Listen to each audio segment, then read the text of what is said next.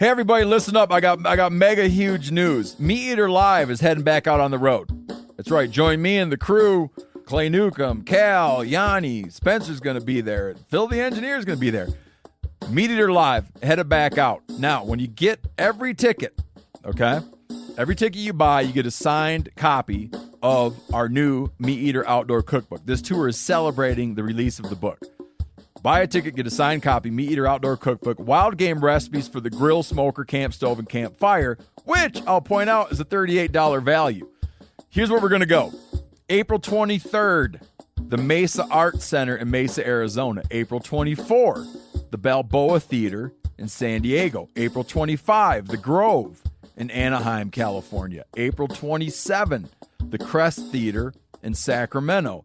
April 29, the Union in Salt Lake City. April 30, the Egyptian in Boise. May 1, the Wilma Theater in Missoula. May 2, the Bing Crosby Theater in Spokane, Washington. May 4, Revolution Hall in Portland, Oregon. And May 5, the last day of the tour, Pantages Theater in Tacoma, Washington. For tickets and more information, visit the events page at themeateater.com. Hope to see you at the show. Hey, I'm K.C. And I'm Tyler. And I'm Jack. And you're listening to The Element Podcast.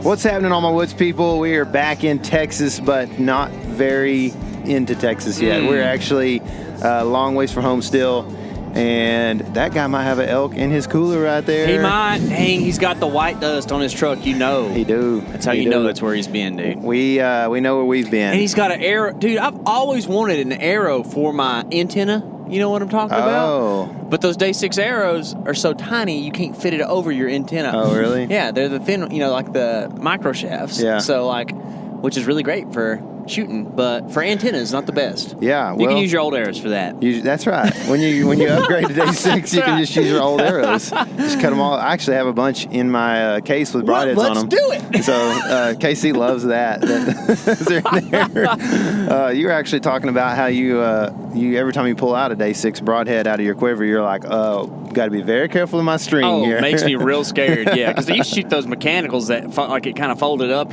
so it's like, not really. But those Day 6 just got blades going everywhere, out the side and all this kind of stuff, and they're super sharp. So it's kind of scary. Cut your fingers. Yeah, but no issues with that this week. I really didn't even have to take an arrow out of the quiver very often. So you technically didn't have to at all, but you did. I did. Yeah. Well, we had a little bit. So the last time we I'm just saying you didn't shoot at anything. No, I didn't shoot anything. That's for sure. No, well, that's not true either.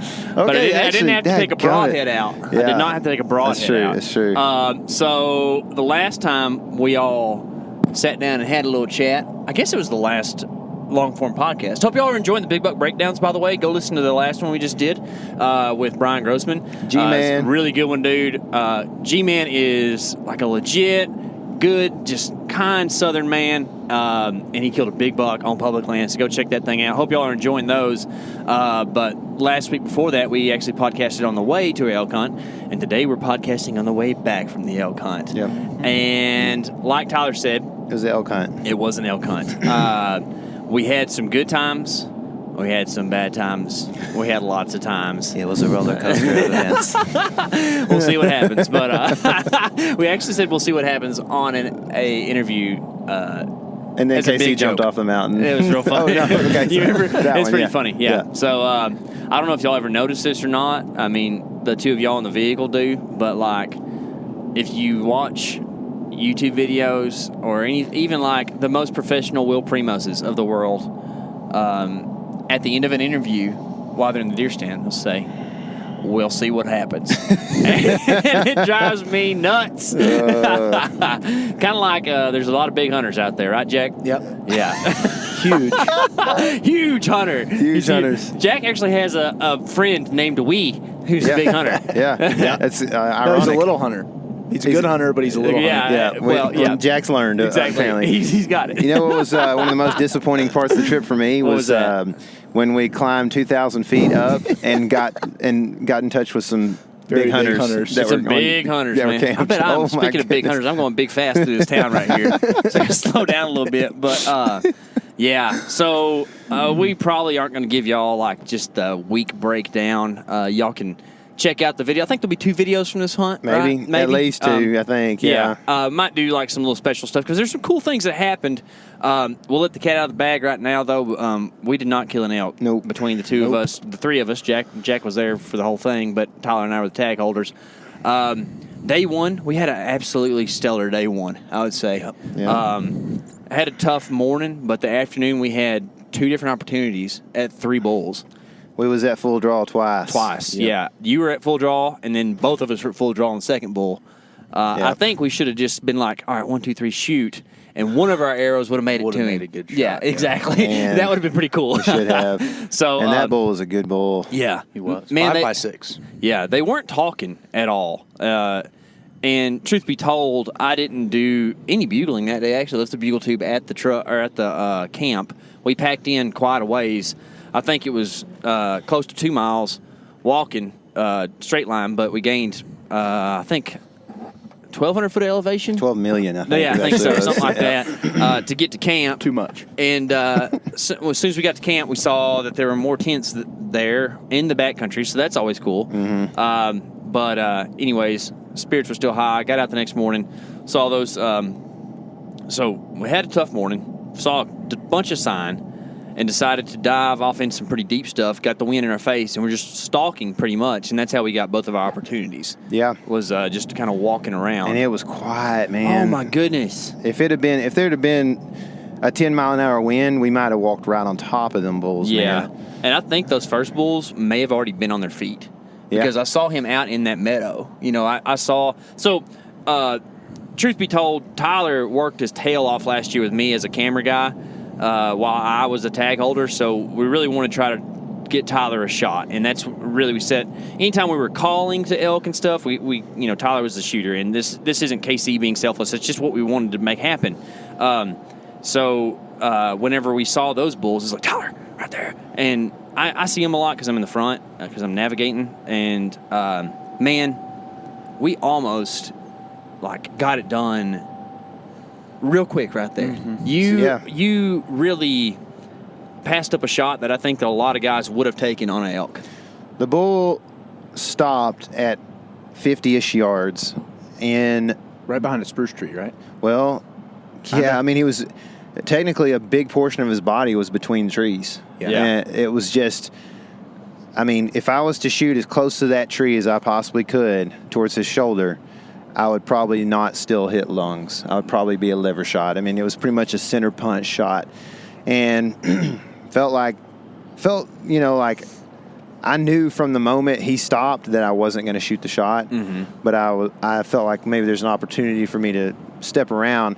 The thing was, we were right on the edge of this ridge top, basically, on a hogback, and just basically off the edge of that, on the very edge of that rim is spruce trees. So if I'm going to scoot any more towards the edge of that rim, I'm going to be up in a spruce tree. And so there was just no way for me to really do anything about getting a shot on that bull, and he took off pretty quickly. Yeah. So. But I think a lot of people, and I guess rightfully so, you just have this mentality man, this might be the only shot I get, so I'm just going to fling an arrow and hopefully this thing dies. And I think you really showed some good fortitude in not taking that shot, because I was actually standing to the left of you just a touch, and I was like, man, could I take that shot right now from where I was, And it's day 1, so there's no reason to really push things, and we're not very far into the hunt. We're thinking, okay, it's going to be fine. In fact, there were 2 bulls right there. So we thought that, if we don't get a shot on this one, maybe we'll get a shot on the other one. Well, that didn't happen. But good call on not taking the shot, man. I know that it's tough, especially driving home, not having a bull, not taking the shot, But at the same time, A, it's just good ethical hunting, and B, shoot an elk in the liver, who knows where he's going to end up. Yeah, man. I mean, I don't know. To me, you got so many guys out there, man, that are trying to shoot an elk, Mm-hmm. and that was obvious for us as we walked through the woods and saw people. You know, you take one of the bulls off the mountain and don't find him. It's kind of selfish. You know? You're right. And not to mention, one of my least favorite things is tracking something that there wasn't a good shot made on it. You know, like I just would rather live another day basically to get another shot at that deer or that elk or whatever than spend the next 24 hours tracking on hands and knees through the dirt and just feeling miserable, you know. So I'm not saying that's not going to happen to me at some point, but I'm just saying that I try to keep that in mind throughout the years. Yeah, if you can avoid it. Yeah. By all means, right? Yeah. Do it. Yeah. But then it wasn't really that much longer until we got in the mix with another bull. Yeah. Yep. It was a freaking sweet bull. Jack got a good look at this thing. Got some pretty good footage of him. Jack didn't even know you were at full draw. You didn't? I didn't. Oh, man. Yeah, I was ready to rock and roll, dude. This bull, both of these times I heard the bulls before we saw them. Yep. And I'd say stop. And actually the first bulls, I said stop, and Tyler's like, I think it was Jack's foot. And we were making a little bit of noise, you know, but it ended up being bulls. Whatever. The second bull I heard, we're looking around, and then I saw him. He actually was just kind of same elevation, but just a little bit of a knoll over, about 50 yards away behind a bunch of brush when I first saw him. And you actually could see him better than I could, I think. I could. Jack could, for sure. Yeah. Yeah. You were saying, Tyler was saying sometimes like he's looking, don't move or whatever, and I couldn't tell any of that stuff. But this elk knew something was up, but did I cow call at him? Mm-hmm. Okay, I couldn't remember. I think he cow called at both sets of bulls. Yeah, so I cow called at him, and he moved down to get a look. And he stopped. And he went, there's a small gap, and then there's two spruce trees, a big one and a little tiny, and that was my opportunity to draw. And I drew, and he just stuck his head right around those spruce trees and stopped. If he would have taken one more step, which is like, we'll see what happens, is number one on the phrases, but just one more step is number two on the phrases that you'll hear on hunting media, right? And straight up, like, I could see probably the point of his front shoulder, and then I could see, like, probably 8 inches that was, like, the back half of his lungs and the liver, and then there was another big tree. So, and that was kind of through some little tiny spruce sticks off of this, spruce tree that's big around as your wrist. And I decided not to take that shot. I was at full draw right there.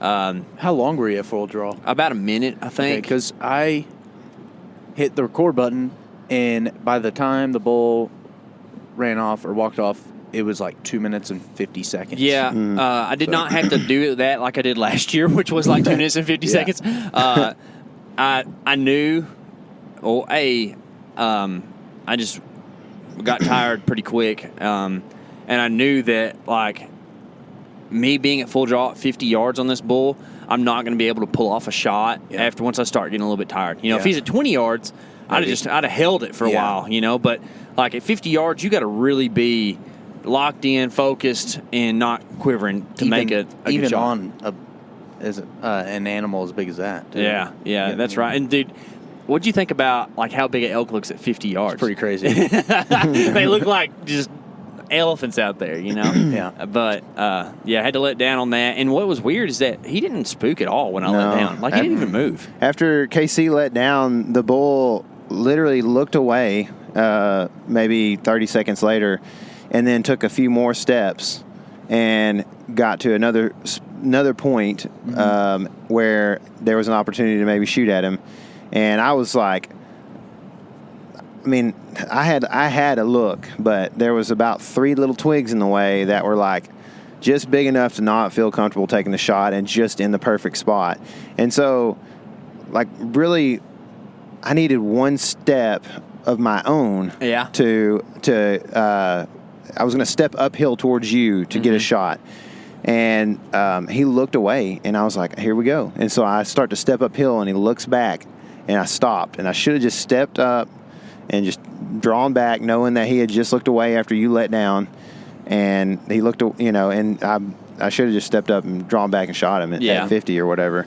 He was a good bull, man. He's a good bull, man. Like, I know that you hear 5 on one side, you think a little bit smaller, but this is definitely a mature bull. Like, And actually, neither. No three. How do I say this right? All three of those were not. There we go. All three of those bulls were not raghorns. Do you have they were guys? the bulls. Yeah, I have guys. Oh man, this has been. Here's what we observed on this trip. Okay, the next morning. Well, let's tell the story. The next morning. The next morning, we got out a camp right at daylight, and we're really kind of walking to another spot, and we're probably 200 yards from camp, and I wasn't 15 minutes. Yeah, I told the guys, I turned around and said, "Man, we could get an elk right here." And it's not that I am smart; it just got real lucky because I probably said that like 100 times on this trip, and it actually happened once. And it actually happened the first time I said it. But we like just found this little bedding pocket out of nowhere, kind of on the backside of this meadow, and all of a sudden cows start piling out of this little hole. And I have an opportunity at a cow at like 25 yards, but yet again, there's some sticks in the way. And I'm thinking, okay, beginning of day 2, there's no reason to like take a marginal shot on a cow that I really probably could have made. But I was like, well, there's more cows behind her. There's probably a bull here somewhere. And then they took off and ended up the bull was above the hill, probably looking right at me, square in the open when all this was going on. I didn't ever got to see that bull, but y'all had a good look at him. I didn't get to see the one that ran to the left of us, the one that Tyler saw. But I think I might have seen him. He went down and then came back up that other ridge and went into the trees. Yeah, he was literally at like 25 yards when I first saw him. He was so close. He was, like I said, probably just staring at you in the thick stuff. And I was like, bull. I could see him. I could see he had a good main beam. That was, mainly what I could see when he was running off. And then he came back. He went down, came back through. You could see barely as he came through the other side. And then K.C. assumed that this group of elk had kind of run through another bedded elk, which was a raghorn, which I assumed was legal, but I don't 100% know still. We're pretty sure. We're pretty sure. Yeah. Yeah. And this bull ends up coming back down the trail kind of that they just went out pretty much. And K.C. hits him with a call, and, I don't remember all the details, but it took like 10 minutes for him to finally like get comfortable with what was going on. Yeah. And next thing, and I kind of leaked out to the side because there was another shooting window around these spruce trees. You knew that he was going to go downwind of where we were because he knew that, like, it just was not a situation where he was an undisturbed elk. Those other elk were busted. He knew they were, but he knew he couldn't be where that other bull was. So he came to where we were and was probably pretty concerned. And then we hit the cow calls, which made him nervously optimistic, I think would probably be his attitude at that point in time. So you being a good hunter knew to kind of pop out the downwind side and be ready for him to come scent check us. Yeah, and he did. After several minutes, I was just sitting there, and all of a sudden he just runs out of the bottom to 50 and stands in this window, and it's a steep downhill, so it's actually more like an 80, but it's a straight line, but it's like a 50 shot. 80, like tolerances are for 80 yards, but it's a 50-yard angle. And so at that point, I didn't actually know that was 50, but I knew where 35 was on my rangefinder, and he ran up, stopped, and stared at us, and I was to the best of my ability, without being caught saying something real loud, trying to let them know, like, hey, he's right here, at 50 yards or whatever. He's looking, So anyway, he then stands there for about 30 seconds and then runs up the hill to like 35 behind this thick, really just like a spruce and an aspen that were right together, and then had a bunch of brush around them. It was weird, but it's super thick. And if I'd have just pretty much on a swift walk, would have walked down there and popped around the edge fully drawn, I probably would have shot him at about 20, 25 yards.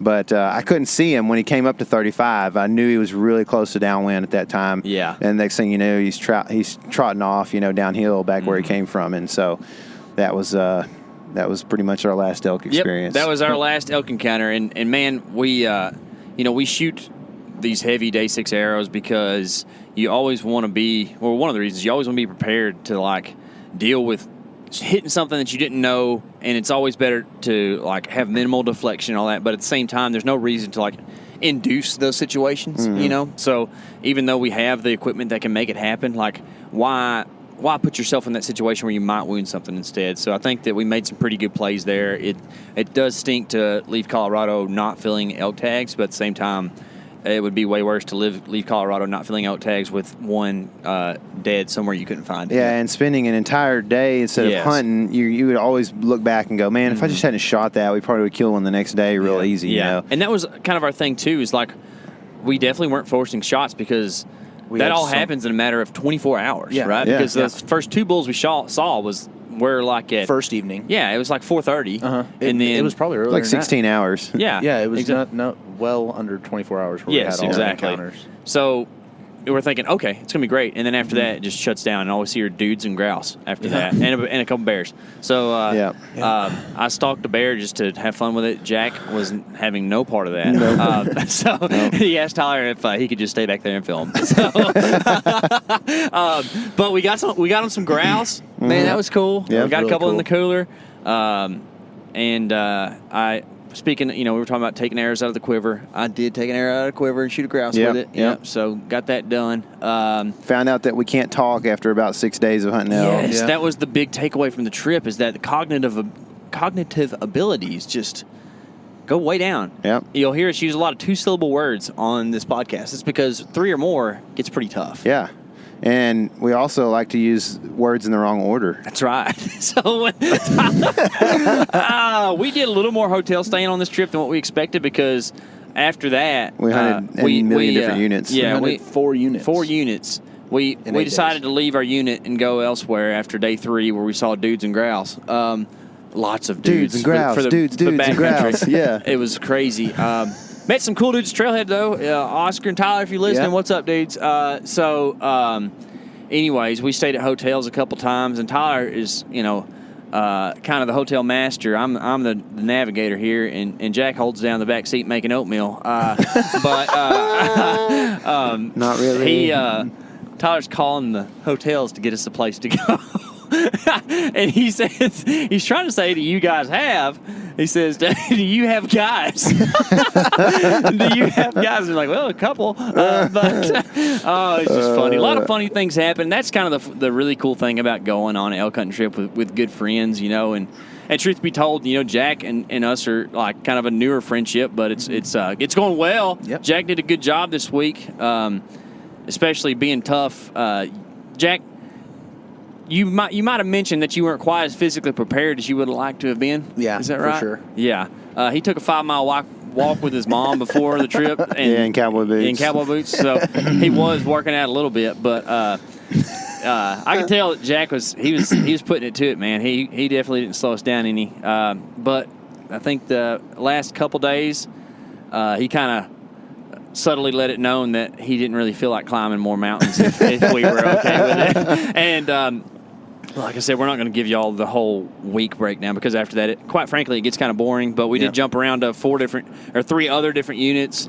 And one day we put in 7 horizontal miles, and in those 7 horizontal miles, one trip up was 2,000 feet. And we did that like a couple times, not all the way up, pretty much to go meet some guys from Tennessee at a really great spot that should have been a good elk hunting spot. That was big hunters, though. They were big hunters, man. So we came down and hunted one more unit, and then decided to head to the house, and that's where we are now. We did catch some brook trout. Yeah, we did. We're not at the that house was now. awesome. I need to correct myself. We're headed home now. But yeah, we caught some brook trout, cooked them. They were good. Jack showed his don't like integrity. fish. He doesn't like fish, man. Yeah, But he he showed liked- his integrity by not fishing for them without a fishing license. That's right, dude. Even though they're non-native invasive species. Rock check them. But yes, we did. I ate 'em, though. We cooked them, and Jack's not a fish eater. Nope. Too much, and he thought they were really good. He's a brook trout. He actually stole my last one, so and ate it. Dang. So now we're making plans to go back up and just rake them in. Yeah. Catch a whole bunch of brook trout. They were everywhere, man. They were, It was man. And they were tasty. Well, all we did was K.C. had like a hot dog skewer, metal hot dog skewer, and we put these little hot dog brook trout on the skewers. So we put like 3 at a time, and I had gutted and skinned them, and then put them on the skewer, put olive oil on them, and nature's seasoning. It was so good. And then we did a little bit more at the end after they got cooked in the fire, which we cooked on willow. Yeah. And it tasted amazing. Dried willow. And it was pretty smoky because I think there's still a lot of moisture in that those sticks. And, dude, the smoke off that willow is just pretty bad. It was tasty, man. And maybe it's not like a strong smoke like what you would eat a brisket on, and that probably does well for fish. You know what I mean? Like just a little subtle smoke. Yeah. It was real good. And that really, honestly, made a really tough day a lot better. Yeah. For sure. Yeah. And then we ate some sloppy joes. Oh, Yeah. yes. Yeah. Each had four That's four right. sloppy joes. Jack, we're not going to tell everybody that. They're tiny buns. So, funny enough, I packed a bunch of sandwich stuff and some sloppy Joe stuff because I knew we'd eat a couple suppers at the truck sooner or later, you know. And we thought we left the bread at home. Well, actually, we thought my wife took the bread out to make a sandwich, which she did a great job. Thanks, babe. But ends up the bread was at the bottom of the food tub. Are you talking to me when you say thanks, babe? Because she doesn't listen to these, I don't think. I'm going to make sure she hears that part, okay? Just because I shared a bed with you a whole bunch does not mean you're babe. Does not mean you're babe. Anyways, we ate tortilla sandwiches a good bit, and then we found the bread after the sandwich meat and cheese is gone, and then we made sloppy joes out of tiny buns, Jack. They're not full size. We did not eat four It's like in the middle of a sandwiches. regular bun and like a slider bun. Yeah, for sure. So it wasn't that bad. But at the same time, dude, with as hard we worked, you can eat as many calories as your belly can hold. Talk about why that day was a struggle. It wasn't just climbing the mountain. That was such a struggle that day. Well, I guess it's because we got some little inside information from a buddy about a place to go because I kind of was desperate. And I was like, well, I'll hit up my friend, see if we can, at least get a little direction. But talking about before that even, like that we bombed in. We bombed in. Okay. I mean, this is, people like to say bomb in. I feel like they go a mile in and check something out and come out. Yeah. Like this was pretty good haul, man, in and out of this unit. And what time did we go in and what time did we get out? Okay, so we found this secret spot on the map. And it's like, we're going to go in there. There's a reason it's a secret. We're the Map Scout Challenge guys. We can do this. We go in through a different unit, hike like a mile to put up tents. Actually, we cross a mountain range in a saddle. We didn't go to the peaks, but through a saddle, cross a mountain range, set up camp, make the best looking tents we've ever made. It's a great looking camp spot. We hike down the mountain. This is pretty much all in the afternoon. All in one afternoon, yes. What time did we leave the trailhead? Go in there? Wasn't it like 10:30 or 11? No. What do you mean leave the trailhead? To leave or to go? To go up. It was after lunch, I think. Yeah. Oh, okay. Yeah, because we ate lunch there.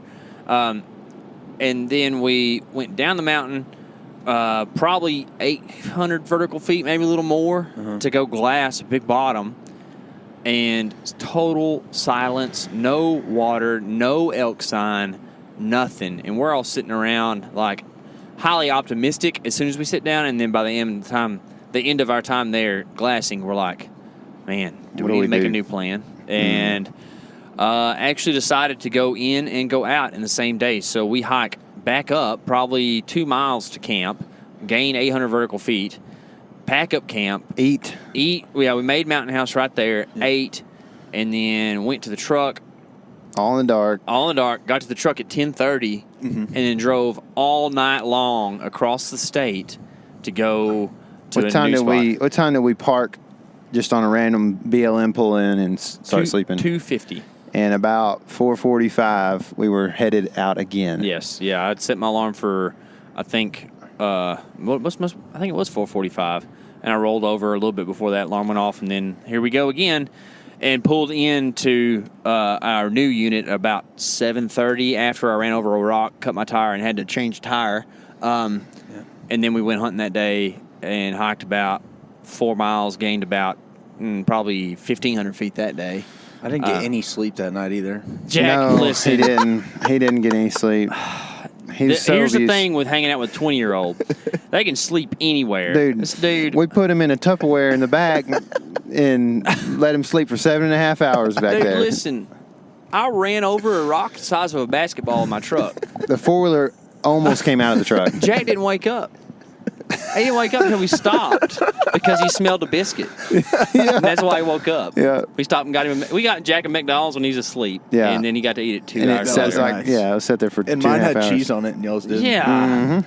But yeah, good point. that's why we were so tired, because I got like 2 hours of sleep. Tyler got about that. Jack got a little more. Probably the most I got the whole trip. Probably in so. a night. Jack likes to make oatmeal and sleep. Yeah. But Superb anyways, chef. that's why we were so tired there. But the brook trout were a nice alleviation. Let me of ask you that. about this. That meal happened to be this is so much pride, but the public lands pride Oh, baby. of public land brook trout, right? Yeah, And then dude. what were those sloppy joes made out Dude, of? those are public land pigs. Ooh. That's all one meal. Yeah. I forget that the brook trout and the sloppy joes were all in the I same know. meal, dude. It was a That good meal. So good. Good stuff. If you haven't seen those videos, we have 3 videos that we put out from us just shooting all kinds of pigs last year. Smoke City. I think we put those out in like February or March. Go Yeah. check them out. Brian Koch from Ultimate Upland was in them, and We'll put got links to that. Brian Koch's doing some cool stuff right now, by the way. Yes, if he you is. don't follow Ultimate Upland, go follow him. He's spending 30 days on a bicycle up in the upper Midwest. Can you call it Midwest? Great Plains, something? Yeah, I don't Plains. know. Whatever. North Dakota. North Dakota and Dakota. NoDak. North Dakota. And Your family is from Minnesota. not to be confused with SoDak, but NoDak. And he'll be hunting birds from a bicycle for 30 days straight. With dogs. And this isn't just like making loops. The dude's like going straight line through the states. Through Pretty cool. trail, 150 miles. Yeah, it's with pretty dogs. nuts. And did he start today? He's caching food. What's he doing? He's caching food. He Yeah. starts when this podcast releases. I think tomorrow, if you're listening, the first day this releases is when he leaves for his trip. So Yeah. for actual leaves on the bike. So he's out there caching food right now. So y'all send him some good vibes. Wish him good luck. Yeah. And keep in touch with him. We're going to SoDak here Yeah. pretty quick, but before we kind of talk about that, I would like to maybe us just all talk about our experiences a little bit. Yeah, Jack, for sure. just since you are fresh meat, what'd you think about your first elk hunt, man? Interesting. Yeah? I've never been really into like big game animals, but other than whitetail, obviously, but nothing like out of Texas, really. Mhm. So I didn't really know what to expect going into it, but Yeah. it's a lot harder than I thought it was. Yeah. I've been watching too much Outdoor Channel. Yeah. I was expecting to go in there and kill in the first 2 days, which we almost did. Yeah. Yeah. We did. You Jack- also probably expected to stay in a lodge. You know. Yeah, I knew Yeah. we were going to be up in the mountains And, camping, but On the way, Jack looked at me and said, "Man, I just can't wait to hear my first elk bugle." yeah. I told him, "Man, I hope it I happens." hope it happens. And, we still don't know if we heard. I don't think it happened. No, Yeah. you haven't either. No, so sorry, Hey, Jack. quit lot of picking your hunters. beard, bro. You Dude, don't have no I can't hairs help left. it. I'm going to shave it when I get home. But it's something I'd definitely do again. Good. It was man. fun. Yeah. OTC's tough. Yeah? Mm-hmm. What's OTC mean? Over the counter. There you Yeah. go. Yeah, sometimes you got to explain those acronyms for folks Yeah. that don't know. But Yeah. do you think that you could see yourself being a hunter on a trip like that one of these days? For sure. Yeah, you liked it? Uh-huh. Yeah. Being a hunter is easier because I've been on both sides of it. Yeah. You can be more in the game. When you're the camera guy and you're sitting there in a calling sequence that takes 30 minutes, you're just Yeah. like, oh, can we please go to the next spot? Yeah. And until you hear that like one stick break back in the woods, and you're like, oh no, Yeah. here it goes. Here we go. Dude, how many times did like a limb fall just so Oh. appropriately timed? Yeah. Like right after you'd cow call, it's just Yeah. like Yeah. oh, Bunch, man. Yeah. pine squirrel. I've got several questions. Yeah, what's up? I would like to pose these questions to the group. Okay. I wrote them down Is while I was this out there. whoever wants to answer, or is it We're gonna all directed? answer. Okay. Yeah. Oh, cool. All right. Scariest part of the trip, Jack. Ooh, scariest? Yeah. I know you were definitely, scared. definitely. What was that? That wasn't yesterday. That was 2 days ago, right? Or don't know. day 7 when we were up on that ledge. On the ledge, huh? Yeah. Yeah. Okay. Because I didn't know for Jack. I don't like I was thinking heights. about this and I was thinking, okay, the ledge or the Frenchman Oh. or the bear. So bear was It was pretty scary. I mean, it wasn't that scary. Yeah. But I definitely didn't want to go closer than I was. Uh-huh. But Which was how far? Probably 100 yards. 100 yards, yeah. The Frenchman, so this sketchy Lincoln Navigator, comes to the trailhead, and he's wearing his, what are those hats called? I don't know, like golfer-looking hat. Yeah. It's some fedora? Bryson Fedora. DeChambeau wears it. Yeah. SMU, pony up, what up? Yeah. Who? Okay. Bryson DeChambeau, he's a good golfer. Okay. Well, anyway, yeah, they were kind of creeping me out. They drove by our campsite twice, and then we went to go bugle and scout a little bit, right? And Yeah, in the dark. Yeah, well, just before dark. And they pulled off in just some random, like, drainage or something and started walking away with no packs or anything. In the dark. And then we drove by them, scouted a little more, and on the way back, they were still there. So I decided to sleep in the truck. Dude, another good thing about Jack is he was honest about it. He did, Yeah. no qualms. They were freaking me out. They were freaking Tyler out, too. They freak me out a little bit. To me, the scariest thing in the woods is people, man, for sure. Yeah. You know, so people are weird, dude. But especially nowadays, there's some crazy people out I think there. for me, the scariest part of the trip was probably that, but it wasn't really that scary to me, you know, because I don't know, like the more I do it, the less scared I get of things, you know what I mean? What about you, K.C.? You're not really a scary guy. No, I don't really get scared of much of anything, but I definitely had a very scary moment on this trip that neither of you were actually conscious for. It was right after we pulled out from taking a 2-hour nap.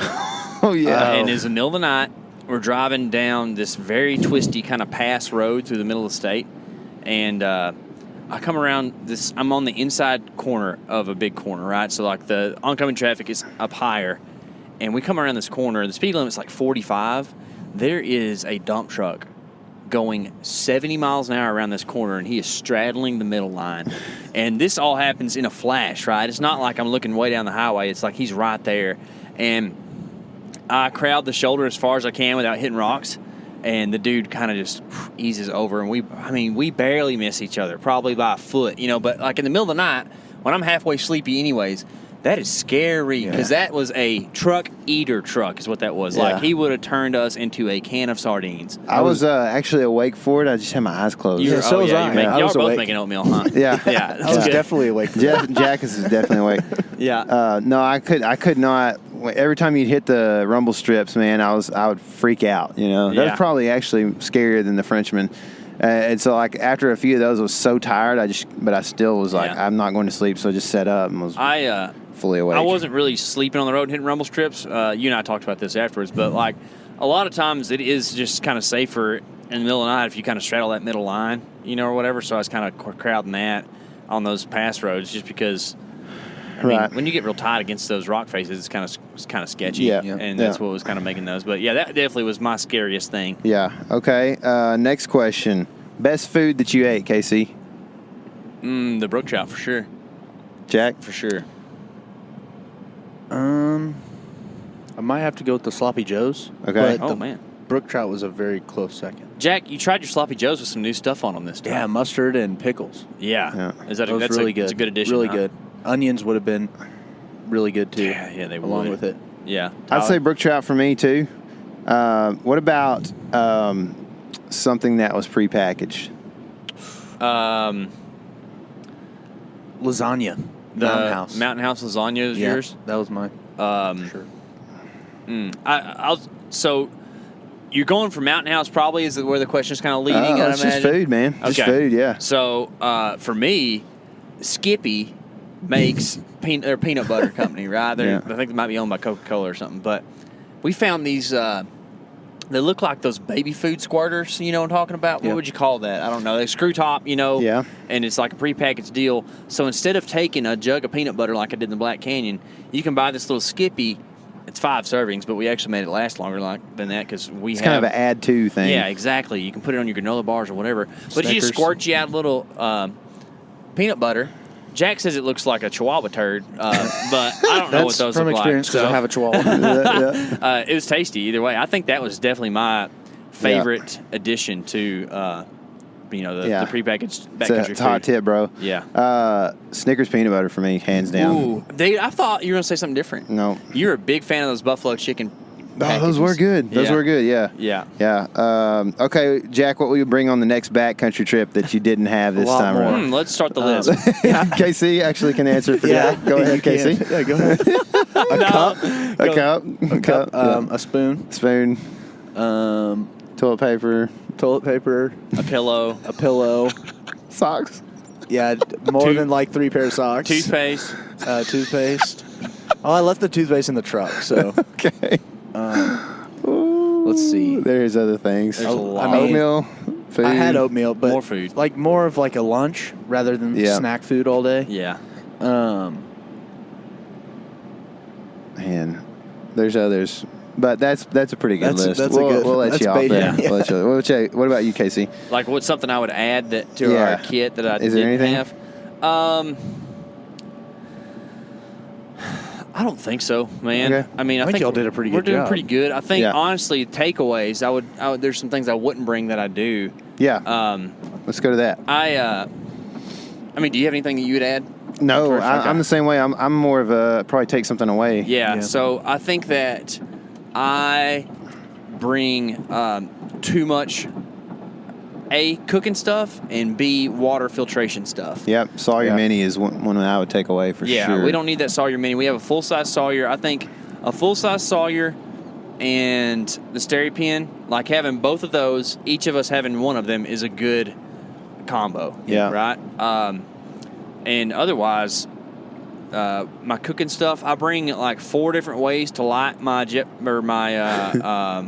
stove. It's Pocket Rocket, and I think I only really need 2, and really you only need 1. If you bring a lighter, you actually have 2 ways of lighting a stove. Good point. Right? Because it's got a flint striker or whatever, carbide striker or whatever it is that throws a spark, and you can actually do a lighter like a normal fire. So you can either light it with the fire, or you can just throw a spark on top of the gas, and you've got it there. But if your lighter breaks, you go from 2 to 0. Yeah. So it'd be nice to have something else. I have a big striker, like a big carbide thing that's, I don't know, the size of a big highlighter, and it's kind of heavy. I think I need to take that out. Yeah. Because it's kind of just cool more than anything, and I never use it. I've got a lighter. I've got waterproof matches, and then I've got that thing and something else, I think. So, what about what's the favorite item that you used on this trip, Jack? Probably wasn't mine, but favorite item, just anything that you're like, man, I could not live without that in the backcountry. That flexible cup, Yeah. Because you can eat so much, and you think you'd drinks get one? and squirty drinks, and you think you would get a cup just like that if you were going to get a cup? Something like that for sure. Because it's light and it folds up and it doesn't take up a whole lot of space. Hold on, we got to talk about squirty drinks. Yeah, squirty drink. Because Jack just made a list of things that he would bring next time. That squirty drink would definitely be one. Let me tell you something. Let's hope. Jack is a big fan of the Mio Energy. One time we were sitting there, and we're really about to get up. And Jack's like, "Hey, do I have time for a squirty drink?" And we're like, "Yeah." And he kind of sits there for about 3 seconds. He's like, "Can I have some squirty drink?" Oh, it's so funny. Golly. And then another time, I pulled out my red cup, and I asked Tyler, and he didn't hear me. I was like, "Can I have some squirty drink?" And KC, out of nowhere, just chunks the Mio right at me, hits me right in the ball of the shoulder. Tyler turns around and goes, "What was that?" I saw him get out of that red cup. I knew what he was about to do. Another thing, as the have-ease and you got the have-nots and the have-ease. Yeah. So we figured out that if you wanted to make your own squirty drink, if you squirt it in the bottom, it's kind of like peeing in a urinal. If you squirt it right in the bottom, it makes a lot of noise and splashes. Yeah. But if you do it on the side, you can stealth squirt that squirty drink, and Your Jack friend doesn't will never know. Jack doesn't know that you have it out. One of the funniest moments was we were all sitting there, and like Jack's like probably in front of us on the mountain, so he can't really see too much. And I'm watching KC, and he pulls all his stuff out, and then he like very accurately and like very quietly just hits the edge of that cup with the Mio, and we just died laughing. And Jack turned up, "What?" No, nothing. No, luckily I brought 3 Mios, so but that's I got us covered for South Dakota. Okay, right, good, dude. good, Good deal. yeah. That's my jam. Like I don't drink coffee, but if I need caffeine in the morning, which I have a lot lately, I do that Mio drink, man, and it got pretty good, little bit of caffeine and B vitamin in it, and so that's something that I like. That would be one of my top items that I wouldn't leave. Also, I have to have. My head has to be propped up pretty heavily whenever I sleep, or my back really hurts. So, like, I'm going to have to figure out a different situation maybe, but, like, I used 2 pillows on this trip, and the first night they stayed together really well. The second night they slid all over the place. And so I got to get that situation figured out a little bit better. That's another thing. Did we add pillow to my list? Because I didn't bring one of those. I said pillow, I think. Okay. But yeah, it's worth repeating. I used my pack and some clothes. Yeah. I used to do that wasn't a bad lot. though. It really wasn't bad. I used to do the towel thing a lot. Bring a towel and use that because it's multi-purpose. But then if you get your towel wet, you get a wet pillow. Yeah. No good. I think camo shirt, Jack. Did you bring one of those? Oh yeah, I needed a camo shirt. Yeah. I brought one of those. I brought like the lightweight fleece that really worked. Yeah. One time, Jack had on a blue shirt, and I was like, "Hey, you might change that before you go home." He's like, "It's the only long sleeve I have." Let's talk to Dr. Carl Miller about how much servants love blue. Jack, stay behind that tree. So I think to bring it back to hunting a little bit for me, the one thing that I really liked that I had was my single pin sight. I wondered how I would like that.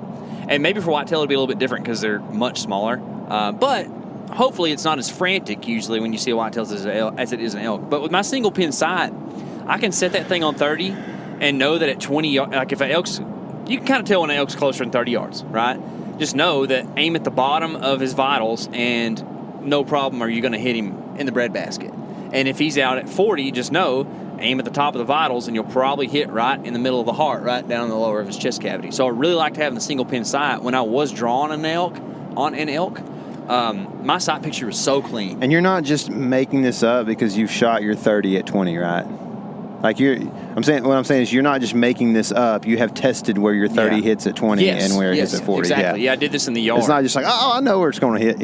Exactly. Yeah. And that's something everyone needs to test on their own because different arrow weights are different. Like we were at the bow shop the other day, and Brian all the Brians, dude. So many Brians. So on Target was showing us this thing like where you can just use your 30 on elk and you'll hit them no matter what. Well, that's true if you're shooting an arrow that's probably too light to be hunting elk with.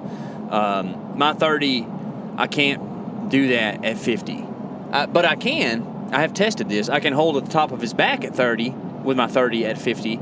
But usually I think if an elk is at 50, you should be in the situation where you have time to adjust your pin. So like whenever we had that elk at 50, I moved my pin to 50 and drew. And it's kind of like we talked about, you and I have off air quite a few times. We like shooting pump shotguns because there's something about that pump that kind of gives you a little bit of a pause, a little bit of moment of calm, where when I've shot semi-auto shotguns, like da-da-da-da, and it's 3 shots every time, and you've missed all 3. You see it in the dove field all the time, exactly. Man. Dude's shooting so quick. I kind of feel like this is the same thing with that. It's kind of a calming moment, kind of maybe part of like the mantra or whatever, like, and, adjust your pin, whatever. Yeah. But for me, that single pin sight, I really like it. I'm glad I have it. Cool. The last question I have is, I'm going to start it out. Yeah. Worst day. And I will say that I can't really tell if it was a day or 3 days, but when we stayed up that night and then the next day went up that very steep Sage Hill, that afternoon, I was struggling mentally big time, dude. I was like, this is not fun. I'm, running on 2 hours sleep, which I did get a couple more once we got to the campground, or maybe not even a couple, but a little bit more. And then we start climbing up that hill that afternoon, and I was just like mentally toast, man. I had like the lack of sleep got to me. I haven't done that since I was in a band touring, and I kind of vowed not to do that again. And somehow you talked me into it, but we did it and we made it through. But man, it was a tough night on me. Yeah. And that afternoon I was just like pretty much out of the game. Like if y'all weren't there and I was by myself, I probably would have just gone home. That's why we decided to go ahead and kind of get down the mountain early, catch some brook trout and eat those, because it's like, okay, we need to chill for a little while. Yeah. That was the worst day for me. That was the worst moment, really, in particular, was that climb right there. Yeah. What about also, you? For me, worst moment. Also what? I switched boots that day. Yeah. And I hadn't hardly fallen at all except in the creek on the way in the first day. And then we got on this certain scree slope or dirt or something. Rocks. And I fell like twice within 3 minutes. It was nuts. I've got a pair of Danners that are real comfortable but are not mountain climbing boots for me. I got the Scarpas that I like for climbing mountains because they got good grip. And if only you could carry 2 with you while you're backcountry running. Man. It would some be nice. Some waterproof ones and some climbing ones. Yeah, I have neither. So there's that. But anyways, that was pretty tough. To be different for a different day. I don't know, because physically I get toasted at the end of most days. It just really that next day was real tough for me. But mentally, you know this about me. It is very hard for me to give up on a hunt. And yesterday, leaving with still in daylight is one of the hardest things that I have to do. I hate it so much, but it was the right move. It just is very, very difficult to say, okay, there's no elk here. We could get a couple hours headed home and, stay in a nice, cheap hotel as opposed to packing up at dark or whatever, and it was the right move. It's just super hard for me to do, man. I hate giving up on a hunt whenever there's still time in it. And I still think it's not the right thing to do in a lot of circumstances. Like, there's definitely a fine line between making a good decision and then just chickening out. You know what I mean? Yeah. Yeah. And I think that's, I guess it's kind of I don't know, you say a fear of mine. Like, I don't ever want to be the guy who's like, I'm just tired, I'm going to go home. Yeah. What about you, Jack? It would have been the day after your bad day, or your least favorite day, which was the day we left the 3rd unit. Yeah. It wasn't like the whole day was bad. It was just that last part after we saw the hunters from Tennessee, and going down. It was just after what 7 days. Yeah. It's just really tough. And whenever we got so down much walking in that day, dude. And then whenever we got down to the trail where it felt like we were done for the day, and we still had 2 miles or whatever back to the truck, it was just a lot of silence for me and just thinking, and it was just like, wow. Yeah. Yeah. I understand it, man. That's a brutal day. Yeah. Good 2,000 foot elevation gain up to the big hunters. Yeah. Especially whenever, after not seeing an elk for 4 days after, or whatever, or actually 4 days, and then not seeing one for the rest of the trip, it's hard on your mind and your body, and it's just for sure, it's man. tough. And your belief of the 2 guys you're following around the woods and their ability to actually find elk. What are these guys doing? Which was nuts because right before we dropped onto the trail, we looked across and saw. And this is a unit we can't hunt. We looked across and saw a cow, and then shortly after saw a small bull chase this cow. Yeah. And this is literally, horizontally 50 foot, but vertically probably a couple 100 yards. From where we could hunt. Yep. And those elk just know. They just know, man. They just know what unit boundaries are, man. It's weird. I got a question for you guys. All right. Do we want to eat at that Taco Bell right there? Maybe we... Dude, remember what I said? We're going to want Taco Bell at lunch, but we need something green. It need to be well, they got some taco salad. I guess, dude, that Crunchwrap's got a lot of green stuff inside. We can do whatever, we just honestly. might do that. If Jack doesn't want that, there's an Arby's there, We ate Arby's yesterday. Dude, and on the way down, we are some Arby's dudes. Yeah. Okay, so when we get back from lunch, we're going to talk about South Dakota. All right, we just did what we said we were going to do. Taco Bell. I got lots of green stuff. Jack, let me just ask you something real quick. Yep. Not long ago, as in 30 minutes, you probably would have ranked Taco Bell as your least favorite, if not, top 3 least favorite fast food restaurants. Only thing it was above was Long John Silver's. Mm-hmm. Which they tend to pair up with, right? Yeah. Which doesn't make me feel any better, but... Does it rank any higher now? Yes. We have got a convert, ladies and gentlemen. I was getting the wrong thing the whole time. That's right. You were just getting weird things. But also, a couple years back, I got sick after eating Taco Bell, but it was most likely something I ate 24 hours prior, right? Rather than the Taco Bell. But it doesn't matter if you're throwing up Taco Bell, like you don't want it anymore. Exactly. Yeah, I My get you wife on is that. that way, and she throws up a good bit. So like, yeah, she doesn't eat anything. Yeah, like she doesn't eat trail mix because one time she threw up trail mix. It's like, Cassie, trail mix is one of the greatest things. Come on. But alas, doesn't matter. Jack likes Taco Bell now. Yep. We met a cool guy at Taco Bell who really thinks similarly to us about wildlife stuff, and just kind of happened to talk to him. It's just kind of weird how God puts people in your path sometimes, and it's also very cool. So, yeah. Do you remember his name, Tyler? Frank. Okay, so That's what I thought. Casey, you're right. Yeah. I'm not going to give you the rest of it, though, because no. he might let us come hunt some deer. Please, sir. But we got some Baja Blast, and we are back on the road. We are headed home. Mm-hmm. Jack's going to go home and wash his feet for a few days, and then straight, no breaks. Yeah, just baking soda and bleach. It's all over him. And then shortly thereafter, we're headed to SoDak, baby. Soda K. Soda K. Pop. Dadgummit, it's funny. That's going to be a new experience for all of us. Yep. Yeah, I've never been to SoDak. Jack's never been to SoDak. KC's never been to SoDak. You almost have to be trying to go to SoDak to go to SoDak. Yeah. It's not like you can drive through Colorado to go somewhere, Which means that there's going to be good deer hunting there, I think. Right? Is that what it means? I think if it's just like if it's just a pass-through place where people are always going through and going to, then they see the deer and they're like, I want to go hunt there. Yeah, or there's just a lot of people around. There's not good deer unless that's true. You're somehow in some big giant metroplex in the southeast and you are magically shooting big deer. Dang. Yeah, we're not going to the southeast. We're going to the northwest. Northwest of the most of the states, anyways. Yeah.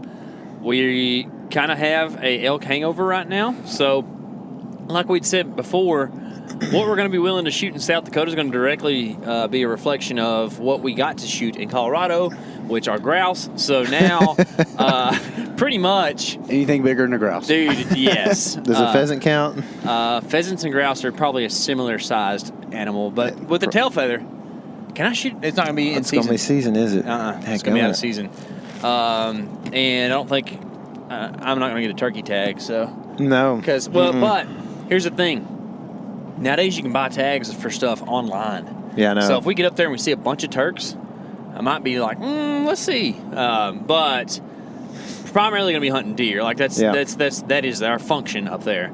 Yeah. But where we're going seems like it's going to be a equal parts opportunity for either species of deer. So that'll be cool. I'm probably going to shoot... Meaning mule deer and whitetail. Yeah, that's the only real species of deer out there. If you believe otherwise, fight me. What was I trying to say? Oh, so I'm probably going to shoot pretty much Forkies and up, to tell you the truth of the matter. Mm-hmm. I mean, maybe I get there... And this is all situational, and it's big talk too, right? It's always good to do big talk before a hunt. But, like, if we get there... and we glass up 5 big bucks, I'm not going to shoot a Forky right away, you know. But, like, if we just kind of see a few deer around or whatever, and a Forky gives me a good shot, I'm smoking. Yeah. Rip City. I'm ready to shoot something and eat something because I got a couple hog quarters in the freezer. That's all I got left. So, man, I owe you like some deer meat though for sure. It's all right. Which I don't have a whole lot left, but I got some. I got some. So. One of these older couple at church just came up to my wife one day when I wasn't there and said, "Hey, y'all got the money for that quarter of that cow that y'all ordered?" And we're like, "What are you talking about?" Apparently, they thought we ordered a quarter of a calf slaughtered, or not, a steer or whatever slaughtered, and so your buddy John my wife was already like, gave you a quarter. Exactly. Of a yeah, cow. We already had like a bunch of beef from Iowa. And so, anyway, but we were like, Kayla was like, okay, and she just like pulls out 100, which she probably got from me, and hands it to him, and the next thing we have is a bunch of really good beef, but like, it's like, man. You can just give me that instead of the deer that you owe me. Yeah, I'll give you some for sure. We got some stuff, man. Yeah. So, but yeah, I'm probably gonna hold off. I don't know. It's all gonna depend on what we see when we get there, man. Because you seem pretty confident that there's gonna be a lot of deer around. I think there's a lot of deer around. I've told y'all before about my little iNaturalist trick. Have I said that on the podcast? Yeah. Okay, so iNaturalist, which is not a pro hunting or anti-hunting app. It's just for people who like wildlife. I thought you had to be one or the other. Isn't that weird? And you don't have to be polarized about things? Yeah. Oh, my goodness. Can you believe it? Isn't it crazy? So, and there's like pictures of dead deer and stuff on there, So like, it's like guys take a picture of their deer, the buck they shot, and they post it. It's kind of neat. But anyways, it's just about data collection, which is what science should be, right? There should be no emotion involved in science. It's separate, but it's neither here nor there. Anyways, there's a lot of deer on iNaturalist in this area. And my other trick, which I don't know if I've talked about it or not, I might even just keep it close to the cuff. I think you should. Whatever it is. There's a lot of deer getting shot in the area. So I think that there'll be some deer seen. We'll just have to get up there and see if the deer are seen. But what's a deer scene? I think that you've mentioned that you'd really like to go shoot a whitetail, right? Yeah, I've been trying to shoot a whitetail since August, pretty much. So, yeah. I think I would. I probably will be more apt to hunt whitetails. So, in other words, try to figure out what the whitetails are doing. Maybe hunt a little more timber than the rolling hills and draws kind of stuff. Yeah. But not going to pass up a decent mule deer, probably. Yeah. And when I say decent, we're talking about a 6-pointer. You know what I mean? On the whitetail scale, right? Mm-hmm. Like, if you look at the Boone and Crockett numbers, a Boone and Crockett mule deer is a little bit bigger inches than a whitetail. Mm-hmm. But when you're a guy who hasn't shot many mule deer, they're pretty much the same antler critter, right? So, like, a 115 mule deer is going to look pretty cool, too. Yeah. For sure. For sure. I've never shot a mule deer. So, I just want to shoot one to see what it tastes like because there's so many mixed reviews. Yeah, there is, man. Some people are like, "Oh, mule deer are terrible," and some people are like, "Oh, it's the best thing out there." Those are my two voices I can do. I'm thinking, apparently, those optimistic people are really weird. Yeah, but I don't know. I think really, like you said, it's going to depend on what we see. I mean, maybe different areas might hold different types of deer. Our strategy is to get there in time to do a half-day scout before season opens, and we're going to go up there and glass, probably split up, glass a whole bunch of country, and come back together and see what see what we have seen, and go from there. We'll see what happens. So we'll see what happens in South Dakota. I think that everything can change, of course, when you get there, and situationally, just things happen. But I think that what's going to happen a lot is, we're hunting early October. We're a lot further north than where we live now, and where we've hunted deer really ever. Have you ever hunted deer any further north than this? I think Nebraska would be the furthest north I've ever hunted. Yeah. So, no. So, and Iowa. Iowa, Nebraska. Actually, that's right. Yeah. But I bet it's going to be. No, I know it's going to be more further north than where I was hunting in Iowa. So yeah. So early October is going to be different there, but it's still early October. We're not going to have rut action by any means. Probably not going to be able to rattle deer in, right? So it's going to be really all on movement patterns. Yeah. So our approach as guys who are just pretty much map scouting at this point in time is to, in the mornings, go out and glass, spend time on the ground, maybe make a stalk. Midday, glass around, maybe make a stalk on a bedded buck. And in the afternoons, possibly go find a tree to sit in and get between bed and feed. It's very similar to what we did in Nebraska, right, Jack? Yeah. Yeah. I mean, we didn't have a whole lot of stalking opportunities in the mornings, but we did a lot of driving, a little bit of sitting, and mostly observational style sitting in the mornings, and then try to move in on them and get aggressive in the evenings, So, I don't know. I'm going to be glad to be sitting in a tree stand again, though, as opposed to on top of a mountain that some big hunters have come down to. Are you going to saddle hunt most of the time up there, you think? If I'm in a tree, I'll probably will, yeah. So, I don't know. It depends. I like tree stand hunting, man. Mm-hmm. I think it's going to be hard for me to ever say that, like, a saddle would be more comfortable than a tree stand, maybe. Yeah. But sure, or lighter.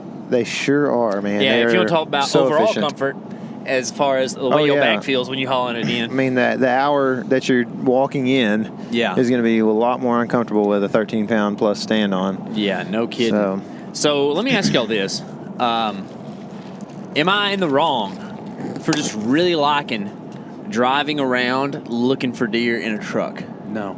I absolutely love it. I do too. It's just so much fun to me. And I guess in a place that's got ample public land, it's pretty effective. But I end up kind of falling into a trap. Like, I like to look at deer that there's no way I'll ever get to hunt. That's what I was going to say is like the one thing I think you have to be careful of is that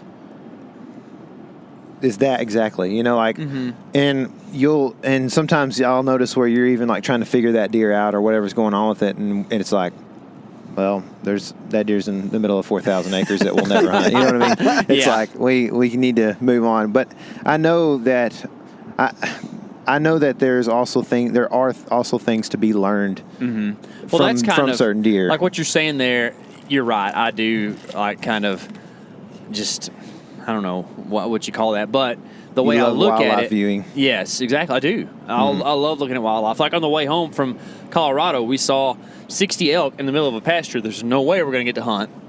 But it was cool to sit there for 15 minutes, just watch them do elk stuff. And in fact, I drove off with you having binoculars still up, so we ain't the only ones that like to. Well, I mean, if Jack would have brought his binoculars, that's true. If his weren't in the backpack, you could have had binoculars the whole time.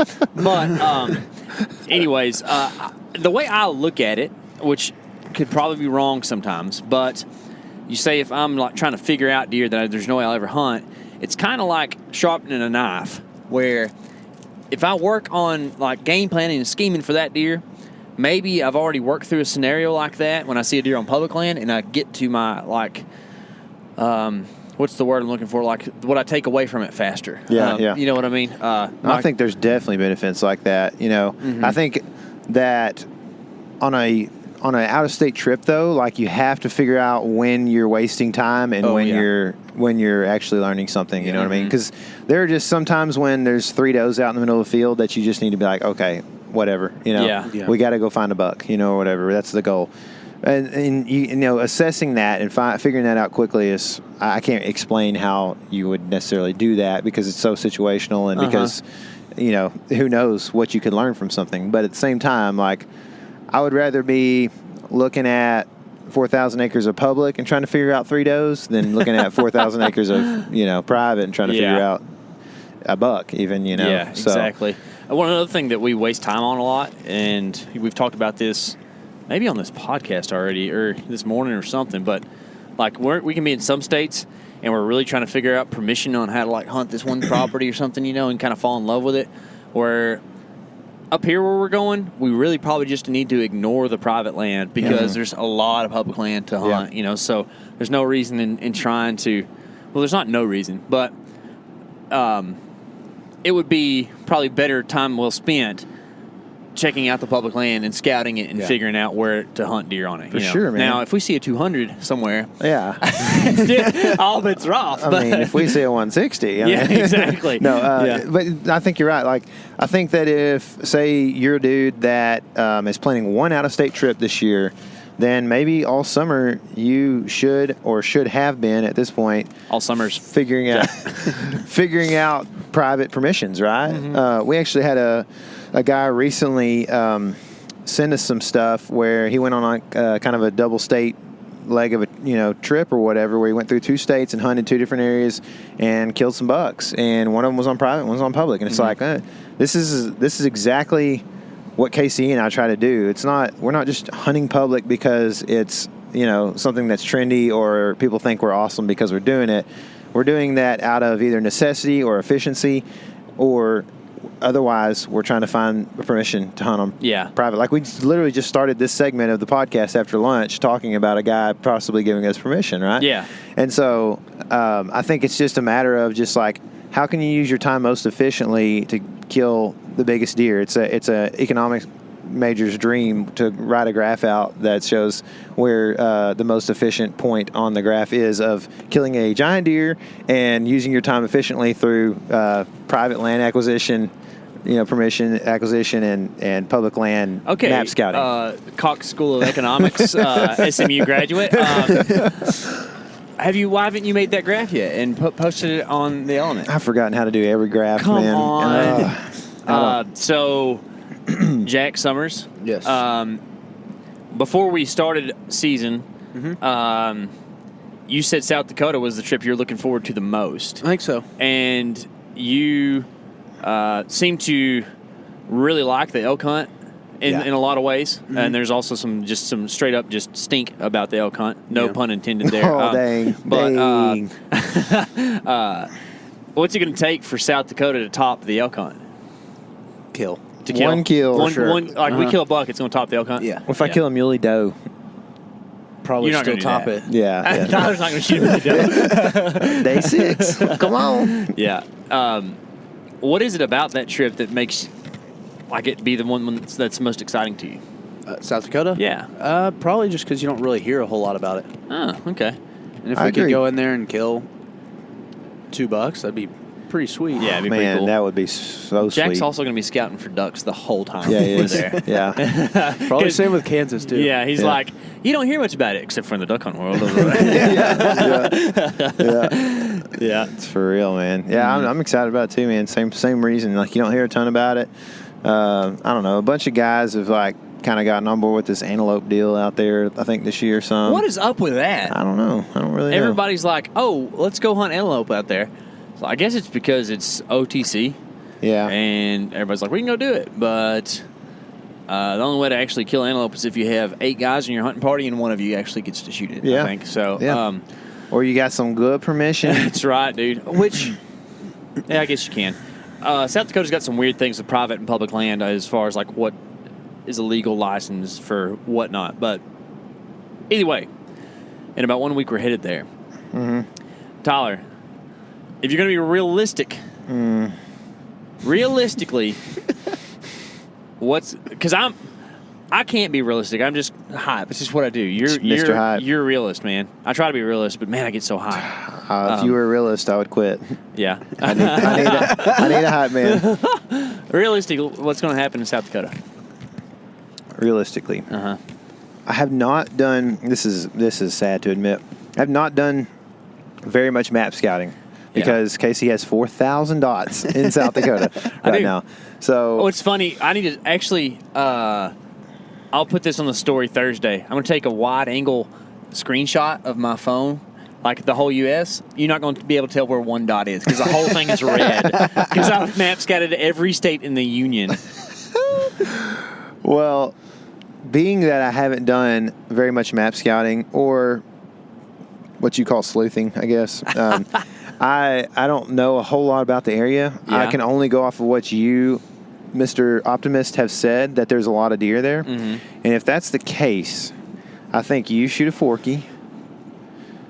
Man, and I think I truly shoot a 95-inch 8-point of some sort. Oh man, give it to me. You know? I think that's what happens. We'll be riding because high. And I'm not trying to people may be like, oh, well, I see you shooting the big deer, But I think that we talked about this last night. You're like ready to rip, and it's like dude. the first forky that comes through, which is what usually comes through first. Jack said 80 yards. Well, 80 yards. Jack, my single pin only goes 75, so I guess I'll hold the top of his bag for you. Okay, perfect. So, Rip City. That's it. I think that's what happens. And then I think our ideal situation is that we've got like a big, 3-state trip planned if we were to tag out on like the first day or two, So who knows what happens there? But I definitely still have a tag in Nebraska if that gives you any inclination as to what we might do if we do tag out early. Yeah. So and that just happens to be on the way back to Texas. How about it? Anyway, it could be a really epic trip where you for me, I used to read about trips like this in Outdoor Life, like you're like, man, that would be just so cool if I could ever do that one day. Like, how do you even do that? Those are like trips that you used to read about and you would just be like, you didn't really even think about how to logistically make it happen. You just thought it'd be cool to do, Yeah, exactly. And so nowadays we're blessed with technology that actually lets us work through some logistics and do some really cool stuff like this. And good friends. Yeah. Brian Broderick told us to go check out South Dakota. So he's kind of like the one that kind of instigated this whole thing. Yep. Brian is quite the instigator. He's such an instigator. He's like, you know what you guys need to do? Like, dadgummit, like, the seed has germinated. Listen, you are in a different spot in your life than we are. But I think either way, one thing I'm really looking forward to about South Dakota that I know will be fulfilled is that it's going to be beautiful up there. It's going to be just absolutely an awesome place It's going to be fall, man. Yeah, dude. You know what I mean? The grass is all going to be golden and still tall because they haven't been beaten down by, weather. Red, blue stem, man. We're going to hear pheasants go, the best sound in the woods, man. They might even be harvesting some corn up there. That'd be cool. Running deer everywhere. Please, run them right to me. Something, this isn't really South Dakota specific, but something that we say, and I think a lot of people say, we should say the woods, which really means the outdoors. Yeah, yeah. You know what I mean? Yeah. Like, should we change this? Should we make something different? We'll think about it. We'll think about it. All right. Yeah. It's going to take a little creative genius to come up with something different. Yeah. I mean, dude, I saw a Twitter post yesterday, which was not what you do to water. You twizzle your water. But the Twitter post. Stairpin joke there. Speaking of water, this Twitter post was somebody was like, water's the oldest drink ever known, and no one has a nickname for it. And I think that so we've really missed out on that. And I was like, is that real? Because H2O? Well, it's not really a nickname. It's a chemical formula. Yeah, but it's a nickname. I guess. H2O, Waterboy style. Yeah, exactly. Yeah. I was like, well, you know what? I call it Wauda a whole lot. Wauda. Wauda. That's not really water. It's kind of a ebonic version of water, but I think it's got a nickname. Yeah, it's got nicknames for sure. So we can come up with something besides the woods. Yeah. Oh, yeah, 100%. We can make it happen, guys. If you got good suggestions. I mean, that's not the woods right here out my window. Well, kinda. I mean, it kind of is, but it's wood. It's wood, but it's sticks. There's sun shining through every bit of it. You know? Yeah. Well, does that qualify something as not the woods if sun can penetrate the canopy? I don't know. I know. That's definitely like we're looking at as mesquite trees. That's back in the sticks. Ooh. That's it. Those are definitely we sticks. just call it the deer sticks, dude, instead of the deer woods. Deer sticks. Deer like it. Jack's pretty creative, man. Jack has some good shirts coming. Deer sticks. Jack has some good shirts coming to you guys. Yeah, Tyler's gonna make a new song called the Deer Sticks. New T-shirts. I'm gonna write it. I think I talked about this before. I'm gonna write an outdoor album, kind of like the Real Tree one. Let's do it. Jack and I will be the video. Music video producers. Music video producers. Perfect. Yeah. We'll be on the VH1 Top 10 Countdown pretty soon. I think you should be the star of the music videos. Do you think so? I don't know. And you can just like lip sync to my words. They just call me K.C. Halfbeard because I'm just pulling it all out one side right here. Look, I got this big old puff right here. Have you told man, if you shave everything but that, you will look so 1994. I'm look so like want to be in a Viking movie. That's what I'm going to look like. I don't know, man. I think you look more like a Point, Texas man. You look like the dude from Big Lebowski. Yeah, the dude Rains, right? Isn't that what it is? The dude, something like that. Not Rains. What is it? The dude. People are screaming at you right now. I know. It's all right. Sorry, guys. Write in. Tell me what he says. I don't remember. Anything else we talk about South Dakota? Man, not a lot. It just needs to happen, you know. And it's coming soon. I think. Let's see. What's the date? The date we're recording this is the 22nd, and 7 days we're leaving. 7 days we leave from right now. Yeah. Oh my goodness. So we got to get home. Oh, this is something. T. Jones, his bow fell apart in the woods, in the sticks, elk sticks. This trip. Not to be confused with meat sticks. No, something I'm very tired of. The tastiest thing in the woods ends up being the thing you're most tired of. Yep. I'm kind of tired of salt right now. Man. Like I should go up north where they don't have spice in their food. What happened to our salad for lunch? Jack, you wanted to work on your Taco Bell addiction, so we did. Well, I didn't really have a choice. You pulled off the highway. We were in the parking lot of Taco Bell. Listen, Tyler put it down in history on a podcast, so we had to go to Taco Bell. He's like, "Do you want to go to Taco Bell on here?" On air, so we did it. But then I informed Jack that they don't have McDonald's or Taco Bell in South Dakota. So, also, this would be a good way to end this podcast. Jack, what do you call a bear that lives in Colorado? Rocky Mountain Burping Bear. Rocky Mountain Burping Bear. That's right. That's what they're known as. He remembered it, guys. He remembered it. Y'all remember? This is your element. Living it.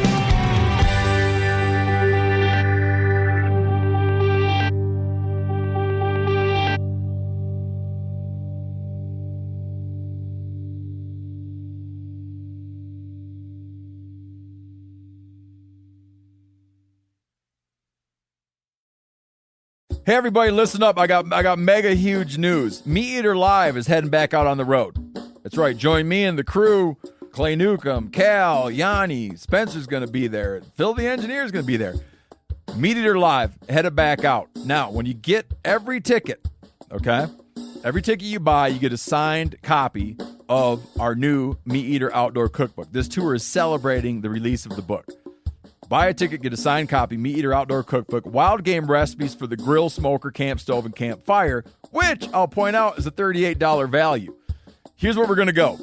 April 23rd, the Mesa Arts Center in Mesa, Arizona. April 24, the Balboa Theater in San Diego. April 25, the Grove in Anaheim, California. April 27, the Crest Theater in Sacramento. April 29, the Union in Salt Lake City. April 30, the Egyptian in Boise. May 1, the Wilma Theater in Missoula. May 2, the Bing Crosby Theater in Spokane, Washington. May 4, Revolution Hall in Portland, Oregon. And May 5, the last day of the tour, Pantages Theater in Tacoma, Washington. For tickets and more information, visit the events page at themeateater.com. Hope to see you at the show.